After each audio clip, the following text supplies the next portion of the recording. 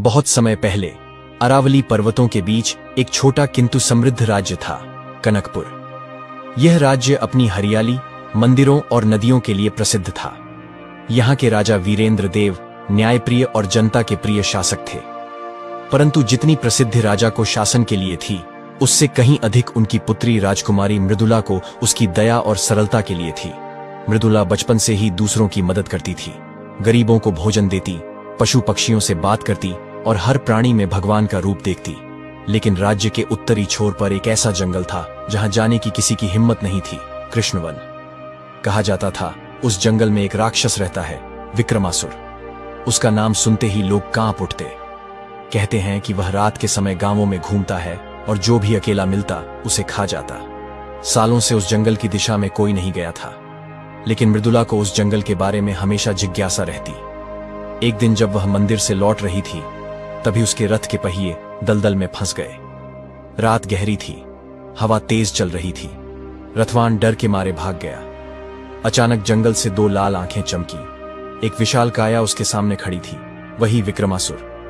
राजकुमारी का चेहरा सफेद पड़ गया, लेकिन राक्षस ने धीरे से कहा, डरो मत, मैं तुम्हें नुकसान नहीं पहुंचाऊंगा। उसकी आवाज में डर से ज्यादा दर्द था। मृदुला ने ध्यान से देखा। उसका शरीर भले भयानक था, पर आंखों में आंसू थे। उसने पूछा, तुम सच में राक्षस हो? विक्रमासुर ने कहा, नहीं, मैं था एक इंसान, इस राज्य का ही सैनिक। मेरा नाम विक्रम था। उसने बताया कि कई साल पहले जब वह राजा की सेना में था, तब एक युद्ध में गलती से वह अपने ही राजा के सैनिकों से भिड़ गया। उसे झूठे आरोप में द्रोही घोषित किया गया और एक तांत्रिक ने उसे शाप देकर राक्षस बना दिया। तब से वह उसी जंगल में भटक रहा है, न कोई परिवार, न कोई अपना। राजकुमारी को उसकी बात सुनकर गहरा दुख हुआ। उसने कहा, अगर तुम्हारे भीतर इंसान का दिल अब भी जिंदा है, तो मैं तुम्हें इस श्राप से मुक्त करने में मदद करूंगी। वह दिन था जब दोनों की अजीब मुलाकात हुई, और फिर मृदुला रोज मंदिर जाते हुए जंगल के किनारे उससे मिलने लगी। वह उसे प्रार्थना करना सिखाती, मंत्र पढ़वाती और भगवान के नाम से उसका मन बदलने की कोशिश करती। राक्षस धीरे धीरे शांत और संयमी होने लगा।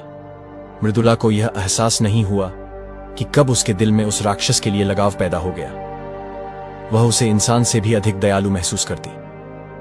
एक दिन उसने कहा, तुम्हारे भीतर जो अच्छाई है, वही तुम्हारा असली रूप है, विक्रम।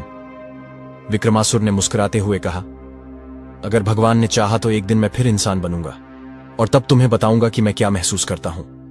परंतु यह पवित्र रिश्ता ज्यादा दिन छुपा नहीं रह सका। महल के पहरेदारों ने देखा कि राजकुमारी रोज